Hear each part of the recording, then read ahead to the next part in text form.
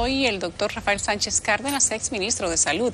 Nos acompaña justamente para pasar balance a todo lo que ha sucedido en la primera semana de escuelas con COVID de manera presencial. Hablamos de la tercera dosis de la vacuna y además qué piensa el exministro de Salud Pública de la circulación de todos estos tipos o todas estas castas o variaciones del COVID-19 en medio de la pandemia. Se han solicitado nuevos préstamos justamente con el mismo argumento de mantener el estado de emergencia. Y vamos a ver qué piensa el partido de oposición. Pero antes, a propósito de tercera vacuna, miren cómo el presidente de Estados Unidos, Joe Biden, ha recibido hoy la tercera vacuna de la compañía Pfizer. Desde la Casa Blanca se impulsa una campaña continua para reforzar esta dosis en la población vulnerable y de alto riesgo por sus trabajos. Mírenlo ahí. Casa Blanca, el presidente Joe Biden se colocó la tercera dosis de la vacuna Pfizer-BioNTech. Hasta la fecha, esta fórmula es la única autorizada por la FDA para suministrarse como refuerzo en Estados Unidos. Eso es porque la Administración de Alimentos y Medicamentos, la FDA, el Centro para el Control y la Prevención de Enfermedades, los CDC, analizaron todos los datos, completaron su revisión y determinaron los refuerzos para la vacuna Pfizer. Otros vendrán más tarde, supongo. Pero la vacuna Pfizer es segura y eficaz. Han tenido todos los datos que necesitan. La semana pasada, las autoridades en salud pública establecieron que las personas mayores de 65 años de edad, quienes trabajen en el área de la medicina y en oficios de riesgo de exposición al virus, pueden aplicarse una tercera dosis de la vacuna Pfizer. Los refuerzos son importantes, pero lo más importante que debemos hacer es vacunar a más personas. La gran mayoría de los estadounidenses está haciendo lo correcto. Más del 77% de los adultos han recibido al menos una inyección y el 23% no ha recibido ninguna vacuna. Y esa minoría distinta nos está causando mucho daño al resto del país. El presidente Biden recibió la segunda dosis en enero de 2020 y dijo no haber presentado ningún efecto secundario. Reiteró además que define la situación actual como la pandemia de los no vacunados. Bueno, arrancó Estados Unidos. El presidente Biden ya tiene su tercera dosis. En República Dominicana se habla de aplicarse la tercera dosis, pero todavía no hemos completado la población con la segunda. Doctor Sánchez Cárdenas, buenas noches, bienvenido. Buenas noches, Yulisa. Para mí un placer estar de nuevo acá en CDN, como siempre. Para nosotros también. ¿Estamos listos para una tercera dosis, doctor? Bueno, aquí se tomó la decisión mucho antes, incluso de estos pronunciamientos de la FDA, de aplicar la tercera dosis. Y yo diría que en gran medida, tengo la impresión, sería bueno que Salud Pública dé los datos de que jóvenes han sido los mayores beneficiarios de esta tercera dosis. Pero las estadísticas, pues, es bueno que la den. Nosotros nos oponíamos en esos momentos y seguimos pensando que la medida de salud pública principal sigue siendo la aplicación de 2 dosis a la mayoría de la población, digamos, hasta lograr la llamada inmunidad colectiva. La FDA ha aprobado esta vacuna y el presidente Biden califica para esos fines de aplicarse una tercera dosis. Por lo menos lo sentaron ahí, no vaya a ser cosa. Exacto. Y mayores de 60 años, aquellos personal que vive expuesto, como es el personal médico, pues que se aplique una tercera dosis bajo controles. Y aquellos pacientes con enfermedades crónicas que sus clínicos que lo están manejando, pues precisan de una tercera dosis porque ha bajado los anticuerpos, pues lógicamente en esos casos ese enfoque clínico es válido. Lo que creo es la disparidad que hemos mantenido y seguimos manteniendo, 4.8 de vacunados con 2 dosis sigue siendo una proporción sumamente baja, lo que significa que si tenemos 6 millones, según leía en el reporte de Vacúnate de ayer, 6 millones con una dosis y una proporción, por ejemplo, yo diría cuántos haitianos hay vacunados que están circulando en el país y son parte del mapa epidemiológico. Estamos hablando de que esos 4 millones deben rondar 43-45% la población cubierta por 2 dosis. De manera que sigue habiendo una gran vulnerabilidad. Y si usted se da cuenta el informe que va Vacúnate haciendo público en la página, tenemos una suerte de ralentización de los procesos de vacunación de 2 dosis. Y esto es un mal mensaje en el país. ¿Por qué, doctor? Yo pienso que es una suma de factores. El haber anunciado la tercera dosis en aquel momento, yo creo que es un factor que generó cierta desconfianza y dudas en la población de que la vacuna que están recibiendo y que iba bastante bien el programa, pues lógicamente se agrega un ingrediente innecesario desde mi punto de vista en esos momentos, que no fuera, y quiero insistir en eso, en el enfoque clínico que un médico pueda tener con su paciente, porque es crónico, porque tiene muy baja sus defensas en medio de la enfermedad. Pero el enfoque clínico es totalmente diferente al enfoque de salud pública. El objetivo, la política tiene que ser calar a la mayor cantidad de poblaciones con 2 dosis. En la medida en que nosotros hemos ido aplicando 2 dosis, hemos visto cómo la positividad ha ido bajando. Y eso nos ha permitido esta apertura que se está dando actualmente. Sin embargo, quiero decir que lo que estamos mirando habría que ver qué más. ¿Por qué cierra el Calasanz? Que llega, abre las escuelas y sin embargo tiene que cerrar de nuevo debido a la presencia de un pequeño brote que se da dentro del colegio. Y hubo otro colegio también que tuvo que acudir también a el cierre. De modo pues que hay una circulación que habría que tomar en cuenta. Y ojo con el último boletín que estaba mirando, donde la proporción de PCR que se aplicaron fue mucho mayor que lo que habitualmente se estaba haciendo con antígenos, y en el que se estaban reportando 100 y pico de casos positivos, esta vez 369. Doctor, pero parece que no, que digamos que el comportamiento ha sido el esperado. Las autoridades levantaron el toque de queda, por ejemplo, para Santo Domingo hace más de un mes. No ha habido un rebrote, aunque se decía que iba a haber un rebrote. Con la apertura de las escuelas, también decía la Sociedad Médica Dominicana que iba a haber un rebrote. Hace una semana, pues, a menos que la información se esté manejando con discreción, se desconoce que hayan muchos casos positivos en el sector público, o quizás todavía es muy temprano para saberlo. ¿Cuál es la realidad? ¿Ya República Dominicana no debe preocuparse por un rebrote? Yo pienso que no. Se ha confirmado la presencia de la variante Delta en el país. Y otras tan peligrosas como esa. Hay más de 5 o 6 variantes circulando en el país. En ningún momento, en el contexto que estoy diciendo de una población con una dosis y otra parte de la población no vacunada, se puede dar esto como resuelto. Yo creo que hay que poner atención a la data que se está sirviendo y a la mezcla y confusión entre PCR y los antígenos como se han hecho. Los antígenos tienen una sensibilidad de un 48% y eso puede estar trayendo una información, para mí, no adecuada. Todas las pruebas que se hicieron durante la gestión nuestra fueron PCR, que son más caras, sí, pero son las que tienen la mayor sensibilidad y la mayor precisión diagnóstica en este sentido.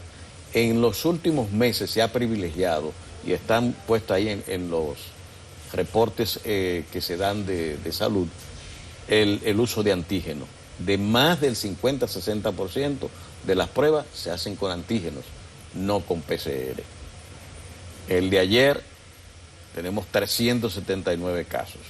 De manera que no hay razón para que se piense de que no estamos bajo amenaza todavía y jugar a la lasitud en la relación social y los contactos.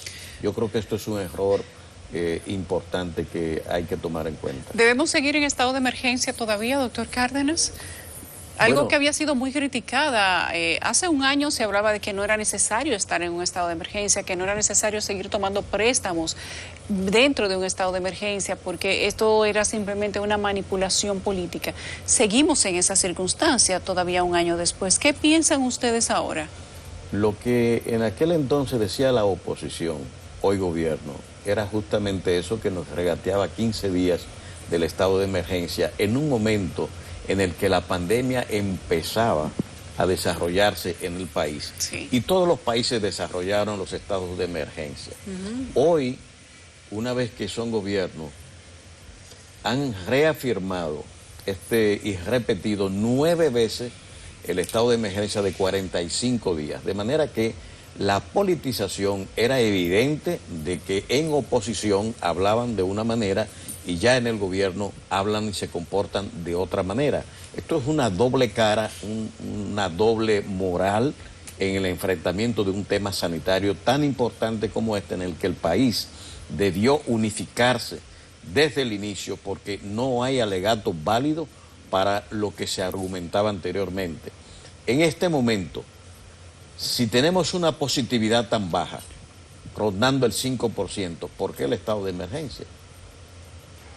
Si hemos abierto ya prácticamente la economía y toda la situación del contacto social se ha relajado a tal punto de que parecería de que aquí no hay temor por la existencia del COVID. ¿Y por qué ven ustedes? ¿Cuál justificación le adjudican bueno, a la seguir toma en de estado préstamos en la condición del estado de emergencia yo creo que es uno de los factores que está determinando esa decisión que tienen. Porque si nosotros con un 31% de positividad, 30 y hasta 34% que teníamos, nos regateaban 45 días, ¿cómo es posible que hoy se esté argumentando estados de emergencia por razones sanitarias? No es. Tiene que ser por otros motivos, y lo que estamos mirando es un rosario de préstamos que están sometidos bajo el estado de emergencia en el Congreso Nacional y que son alegremente aprobados sin rechistar, como se rechistaba anteriormente. De manera que yo creo que lo que justifica esto en estos momentos es básicamente eso. Hay que insistir en llevar a la población más información, más precisa, y quitar lo que yo percibo que tiene la población de que hay dificultades con la data. Ya recientemente vimos la diferencia entre el registro civil y la mortalidad reportada por Salud Pública, que la habíamos denunciado. Pero de un 100% en noviembre, la diferencia. Exactamente, la habíamos denunciado en noviembre, diciembre, enero de este año, y enero de este año en que tuvimos el pico más alto. Y una vez hecha la denuncia, pues entonces empezó a fluir el número de fallecidos que se reportaban en el boletín. Un dato interesante. Nosotros el primer caso lo tuvimos en enero del 2000, en marzo, primero de marzo del 2020. Y ese primer caso eran casos importados. Luego pasamos hacia los llamados conglomerados, que eran aquellas bodas que se dieron, o la gente que andaba en los barcos turísticos o los tours, que llegaron contaminados al país y conformaron esos primeros conglomerados. Y ya un poco hacia la mitad de abril, un poco más adelante, empezó la circulación comunitaria. De modo pues que la mortalidad de inicio, la pandemia no había logrado un desarrollo como el que logró posteriormente. De manera que toda la mortalidad grave pasó a partir del mes de mayo, junio, julio, agosto, que fue el mes durante la gestión nuestra, que fue hasta el 16, pero agosto fue el mes de mayor mortalidad. La generalidad de esos casos de mortalidad están, para mí, entre mayo y el tiempo transcurrido posteriormente. Hablo de mayo 2020. Por ahí es que hay que buscar esa disparidad, que no está en marzo, no está en abril, ni siquiera al principio de mayo, sino de mitad de mayo en adelante. Pfizer-BioNTech dijo este fin de semana que ya va a comenzar con las vacunas para niños menores de 12 años, entre 2 años y 11 años. ¿Qué piensa usted de eso? Bueno, Pfizer ha estado insistiendo desde... Aquí se empezó a vacunar en febrero y en abril el representante de Pfizer ya estaba recomendando la tercera dosis. En enero se había empezado a vacunar en el mundo prácticamente. Y sin embargo, ¿cómo es que en 4 meses se puede estar recomendando una tercera dosis cuando no hay estudios que avalen semejante consejo? Pasado el tiempo todavía, la FDA acaba de... Estamos hablando de 3 dosis en menos de 6 meses. Exactamente. Pero ni había aval en ese sentido. Todavía estamos discutiendo la resolución esta que acaba de tomar la FDA para mayores de 60 años o personas expuestas como el sector médico o aquellos con comorbilidades importantes. A eso está reservada la resolución básicamente de FDA. De manera que necesitamos esperar los estudios que avalen y estudios por pares las decisiones definitivas. El interés de la farmacéutica por imponer a las sociedades políticas de esta naturaleza son más que evidentes. Yo creo... ¿Puede haber un interés económico entonces ahí en insistir en claro. 3 dosis en menos de 6 meses? Sin lugar a dudas, sin lugar a dudas. Para mí el motivo es básicamente eso, económico. El tener asegurado una mayor cantidad de dosis servida a la población, aún no se tengan las conclusiones adecuadas ya por estudios. El mejor ejemplo que tenemos, y que se hagan los estudios para menores de, digamos, de 2 años hasta los púberes, perfecto. Ese es el papel que tienen que hacer de investigaciones. Se está haciendo en Cuba, se está haciendo en otros países. Pero eso no significa que ya se tienen las conclusiones. Una población no puede ser expuesta a vacunar indefinidamente como se pretende aparentemente y como mucha gente alegremente dice, yo me puse 2 y ya me he puesto 2 Pfizer. El director del Seguro Nacional, el doctor Mario Lama, del Servicio Nacional de Salud, dijo que posiblemente habría que ponerse hasta una 4ª. ¿Qué opina? Opino todavía más. ¿En base a qué se alega de una 4ª dosis? ¿Cuáles son los estudios que están avalando eso? Si tenemos un 43-44% con 2 dosis, ¿por qué trazar líneas de conductas diferentes a completar la cobertura nacional con 2 dosis? Yo creo que ese es lo que manda la epidemiología, lo que manda la salud pública. Una política verdaderamente coherente de control de los contagios en cualquier sociedad, no importa cuál ella sea. ¿No tenemos entonces nosotros posibilidad, o piensa usted que no es sano, digámoslo de esa manera, pedirle a la gente que se ponga la tercera dosis, los que ya se pusieron 2? ¿De qué otras vacunas? Para hacer una comparación, digamos, cuando uno nace, tiene que ponerse polio, sarampión, difteria, el DPT y usted sabe, toda esa batería de cosas que le ponen a los niños, inclusive acabando de nacer. ¿De cuáles de esas vacunas se le pone 3 dosis a un ser humano antes de 6 meses? 3 dosis. A ninguno. Usted coge la DPT, que es la más común, tiene un programa que llega todavía hasta los 9 años, con refuerzos que se van poniendo progresivamente y que se han estudiado. Es decir, porque el problema es que esas dosis de refuerzo que se ponen, que 2 meses, a los 4, 6 meses, 8 meses, 1 año, a los 3 años, es decir, esas son cosas ya que se han estudiado y requete estudiado y que están establecidas en las normas de vacunología hace mucho tiempo. Por tanto, no hay inventos en este sentido.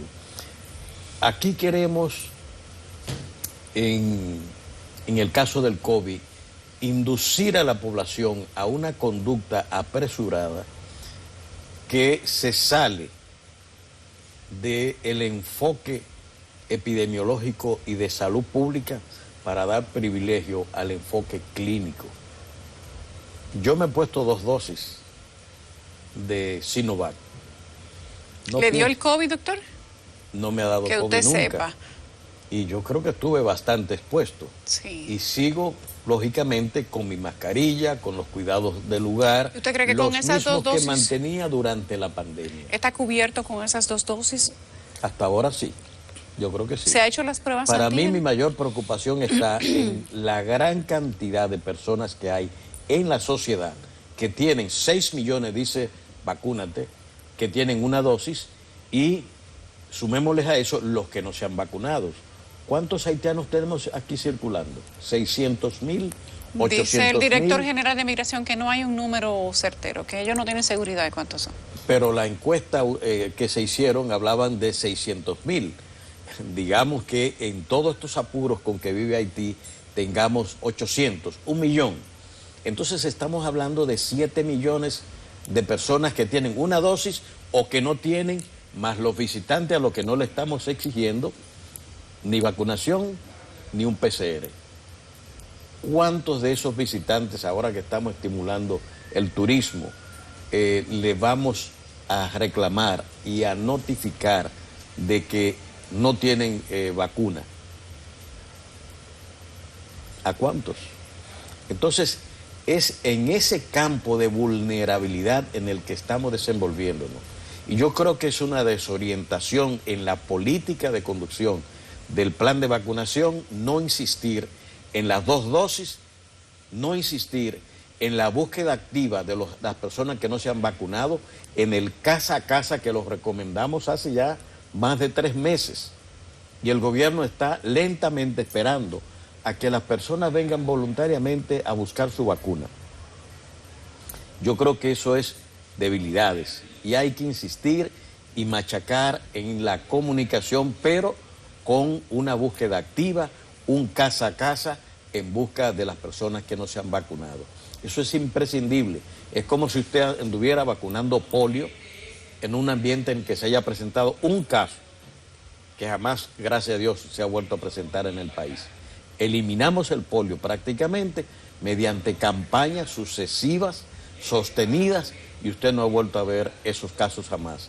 En estos, ¿qué es lo que tenemos? Pero logramos 85, 90, 92% de la población vacunada. En el COVID no puede ser diferente a cómo se hace en el país. Tenemos que lograr ese objetivo. Y lo que hacemos es desorientar y generar más desconfianza en la población. O sea que todavía, en conclusión, la 3ª dosis no debería ser recomendada y la 4ª tampoco. La recomendación, comparto el enfoque de FDA.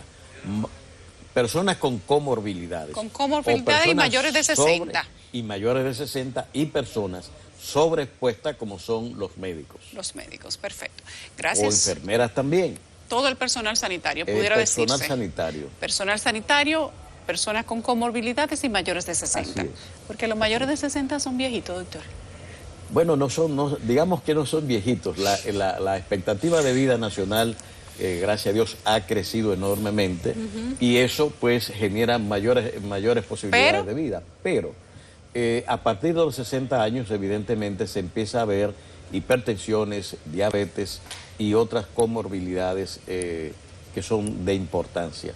Y por tanto, pues pensar una barrera a partir de los 60 años, sin que eso signifique que no haya menores de 60 que tengan comorbilidades importantes, que sí la hay.